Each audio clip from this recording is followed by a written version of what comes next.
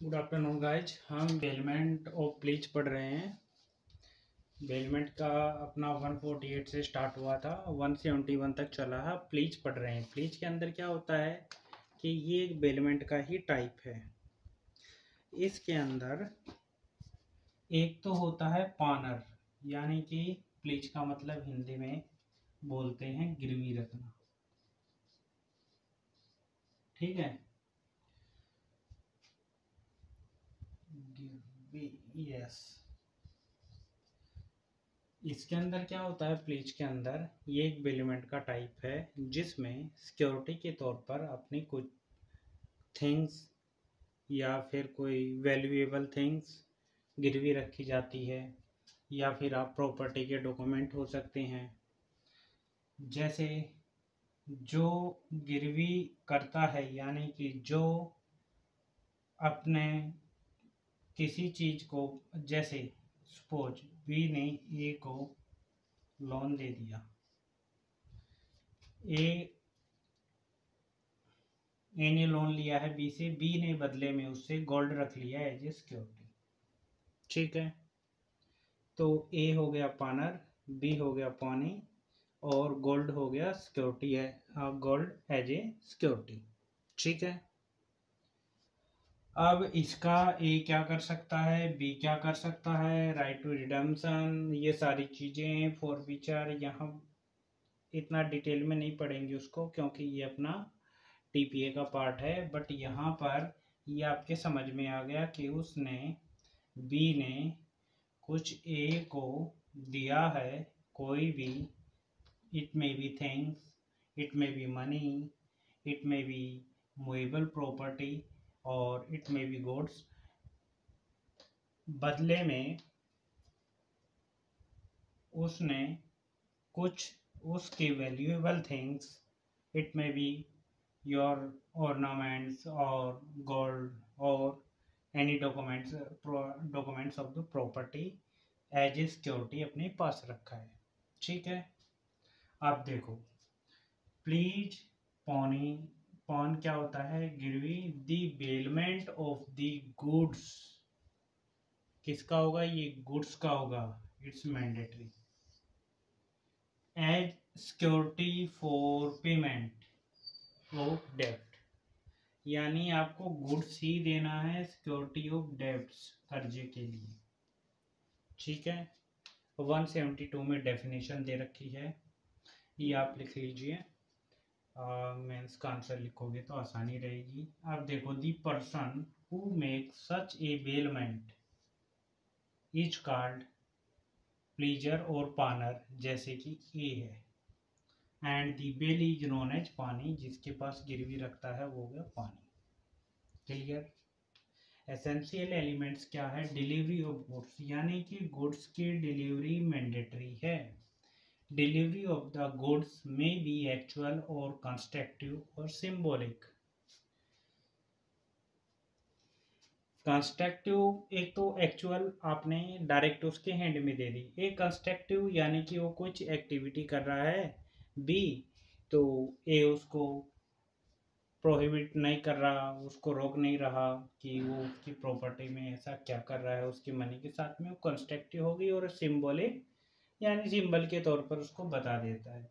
Goods में be the subject matter of the contract, subject matter of the, must be the subject matter of the contract of pledge, the goods please must be in existence, यानी कि जिसकी जो चीज़ आपने as a security रखी है, रखते वक्त वो आपकी एग्जिस्टेंस में होनी चाहिए।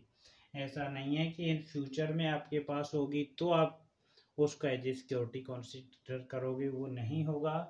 As the time of contract of pledge, existence of goods, the goods mandatory which you put for security. Now purpose of pledge is security for payment of debts.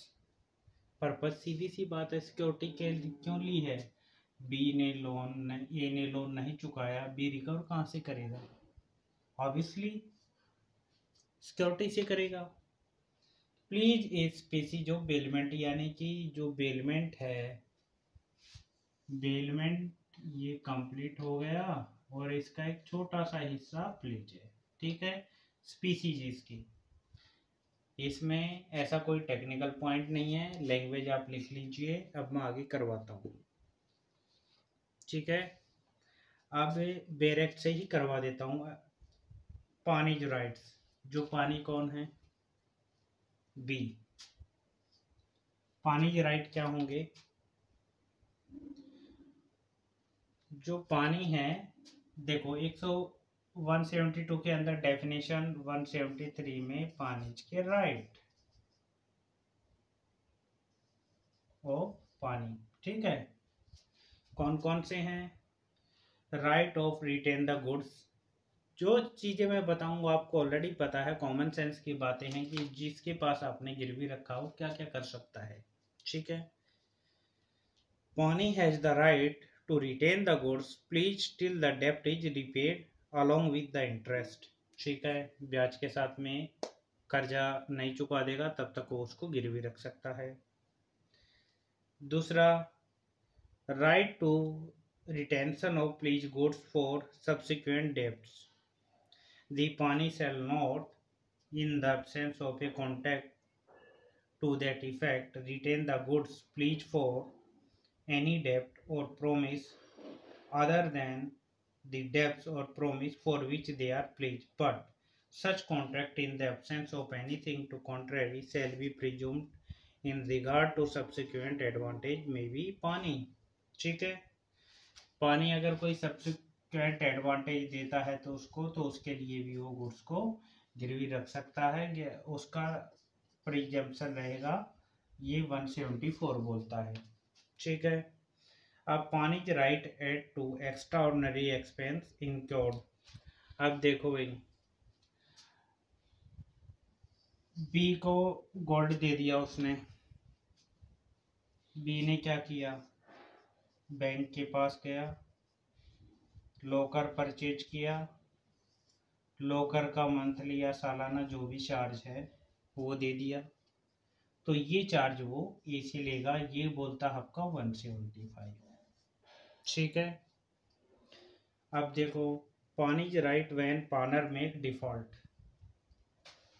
कर्जा नहीं देगा तो क्या करेगा, सीधी सी बात है, बेच देगा, रिकवर करेगा और जो फालतू बचेगा उसको दे देगा। कॉमन सेंस यही बोलता है। अब बेरेक्ट भी यही बोलेगा, देखते हैं क्या बोलता है। If the pawnee make default in payment of the debt or performance, पानी में retain the goods or sell the goods, यानी कि उसको कब्जे में रख सकता है, रिटेन कर सकता है या उसको सेल कर सकता है, दोनों चीजें करेगा। ये जो सेल का, देखो सेल हो गया आपका 176, उसके ऊपर राइट होगा 173, ठीक है। एज ए सिक्योरिटी जो रखा है 174, और जो सिक्योरिटी पर खर्चा आया है 175, और अगर वो देने से मना करता है यानी कि डिफॉल्ट करता है तो उसको बेचेगा, वो हो गया आपका सेल करेगा या रिटेन करेगा 176, ठीक है।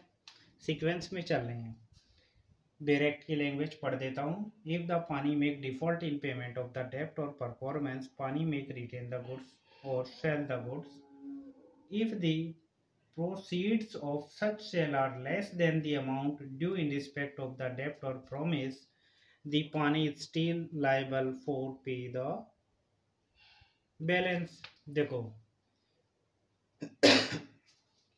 सॉरी, ए ने गोल्ड दिया, बी डिफॉल्ट कर गया, तो बी ने जो लोन लिया था प्लस उसका इंटरेस्ट इस गोल्ड से पूरा नहीं हो रहा, इसकी वैल्यू से, तो जो बाकी बचा लोन है, डेप्ट है, वो ये पानर से रिकवर कर सकता है, ठीक है।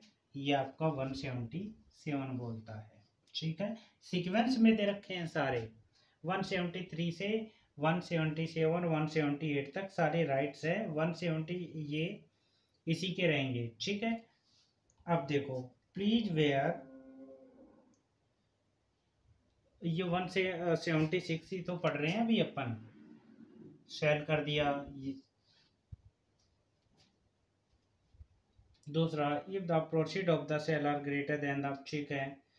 अब 77 से हम पढ़ेंगे पानर्स के राइट। कहाँ से स्टार्ट हो जाएंगे? 177 से। कौन कौन से हैं?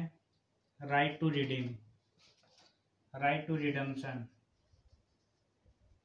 ये हमेशा बना रहेगा भाई। पेमेंट दो और अपनी चीज़ वापस ले लो, अपना जो भी वैल्यूएबल सिक्योरिटी है उसको वापस ले लो, अपनी थिंग्स जो भी दी है गुड्स वो वापस ले लो, ठीक है। If the pawner make the repayment of principal as well as interest without any default, then in that case pawner has the right to redeem the goods which he has pledged. क्या बोला? कुछ भी नहीं बोला इसने। जब ये पैसे चुकता कर देगा बी के, ठीक है, तो बी को क्या करना होगा? इसका जो गोल्ड है वो इसको वापस देना होगा, ठीक है। अब फिर भी नहीं देता तो ये सिविल सूट फाइल कर सकता है। Even if the pawnee make default in the payment of principal or interest, then also pawnee has the right to redeem the goods pledged before actual sale, but in the case pawnee will have to pay additional expenses। यानी cell से पहले वो कभी भी redemption का right है उसका, उसको रिडीम करवा सकता है, लेकिन उसको एक्स्ट्रा चार्जेस देने होंगे। अब देखो, प्लीज वेयर पानी has only A limited interest, where a person pledge goods in which he has only a limited interest, the pledge is valid to the extent of the interest। अगर मान लिया उसने कुछ लिमिटेड एक्सेस दे दिया, कुछ limited चीज़ें दे दी, तो उसके इंटरेस्ट तक ही वो वैलिड रहेगा। अब please for non owner of goods, यानी कि वो गुड्स का ओनर नहीं है। एक बार साफ कर देता हूँ बोर्ड।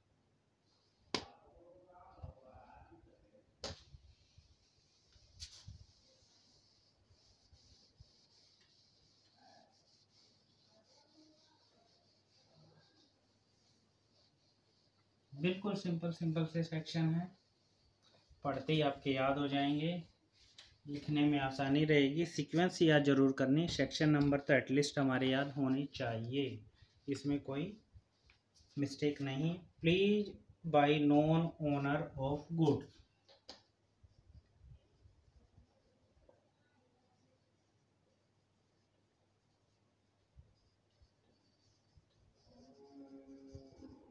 ठीक है।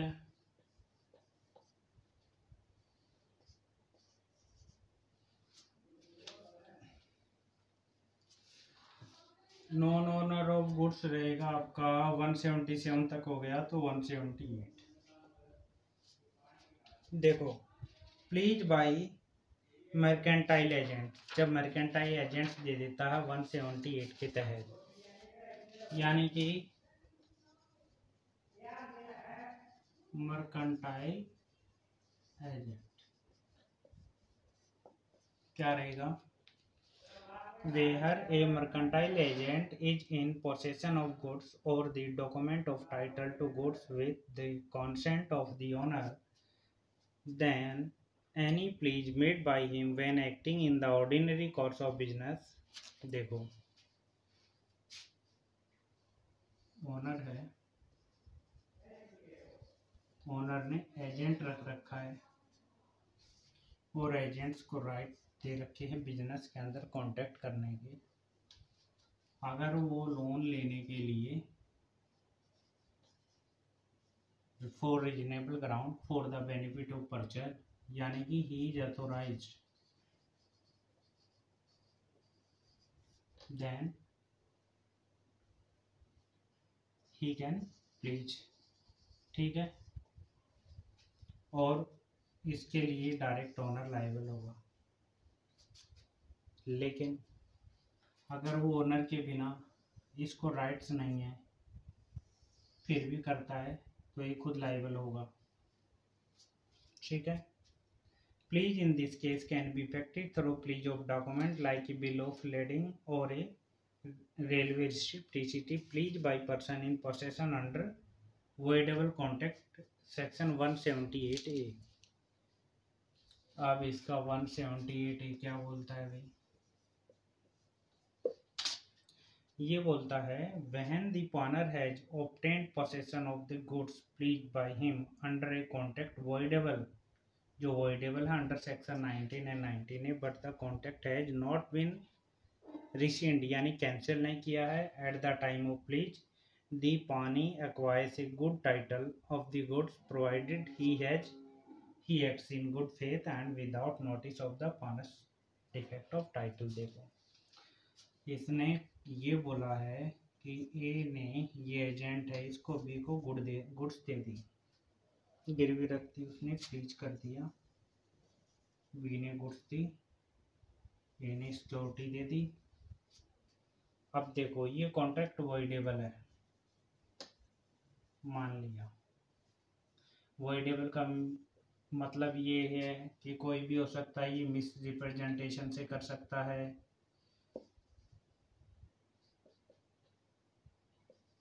ठीक है, जो बताया था आपको।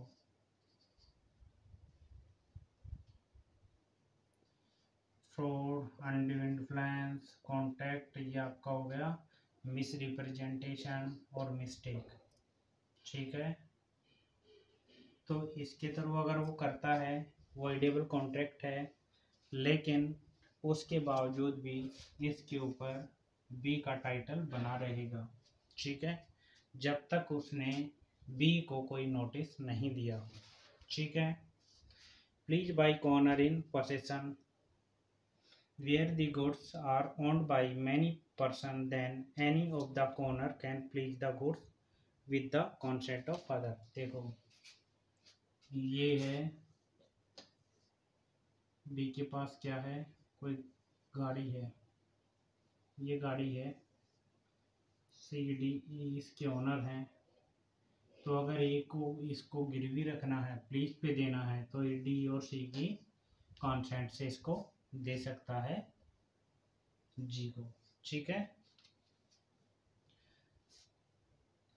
अब कंपैरिजन के लिए मैं क्वेश्चन बना देता हूँ, लिख देता हूँ, जिससे आपको ये सब कुछ क्लियर हो जाएगा, ठीक है। फिर हम एजेंसी पढ़ेंगे।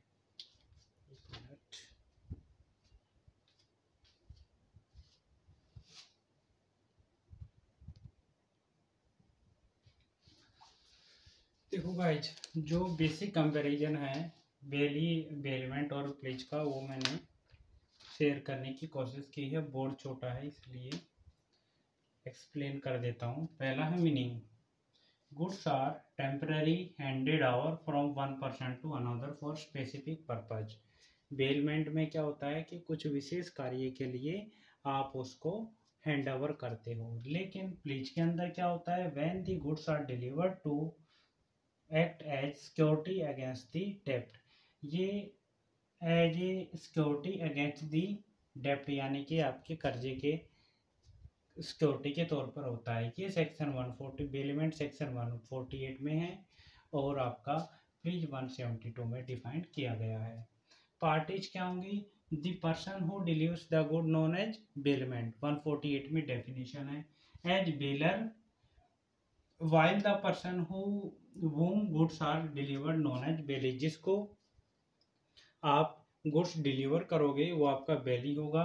The person who delivers the goods is known as pawner, यानी कि कोई भी पर्सन जिसको, the person who delivers the goods is known as pawner, जिसको आपने गुड्स डिलीवर की है वो पानर रहेगा, और जिसको गुड डिलीवर की है वो पानी रहेगा, ठीक है। कॉन्सिडरेशन, बेलमेंट में कॉन्सिडरेशन हो भी सकता है और नहीं भी, लेकिन प्लीज के अंदर ऑलवेज कॉन्सिडरेशन हो गया, जो आपने डेट लिया है उसके रिगार्डिंग आपने सिक्योरिटी दे रखी है, ठीक है। Right to sell the goods क्या है, द पार्टी वो goods are being delivered has no right to sell the goods, यानी कि बेलमेंट के अंदर जो सेल का राइट है वो नहीं होता है, जबकि the party who goods are being delivered as security has the right to sell in failure of the payment। अगर वो पेमेंट करने में फेलियर होता है तो ये सेल कर सकता है। यूज ऑफ गुड्स, पार्टी जिसको डिलीवर किया गया है वही यूज कर सकता है, किसमें, बेलमेंट में। लेकिन प्लीज के अंदर जिसको डिलीवर किया गया है वो उसको एज सिक्योरिटी रख सकता है, उसका यूज नहीं कर सकता। ठीक है। पर्पज क्या है, से कीपिंग और रिपेयर एटीसी। जो हम जैसे शॉपकीपर पर जाते हैं, रिपेयर की शॉप पर जाते हैं, वहाँ अपनी चीज़ें देते हैं, और ये सिर्फ as a against the payment है सिक्योरिटी, यानी कि अगर पेमेंट नहीं आई तो हम उसको सिक्योरिटी से रिकवर करेंगे। ठीक है। नेक्स्ट टॉपिक अपना लास्ट रहेगा एजेंसी का। ठीक है। 182 से 238, इसको एक या दो लेक्चर में इसको फिनिश कर देंगे, फिर एक अच्छा सा सब्जेक्ट स्टार्ट करेंगे, या तो CRPC या फिर IPC। Thank you.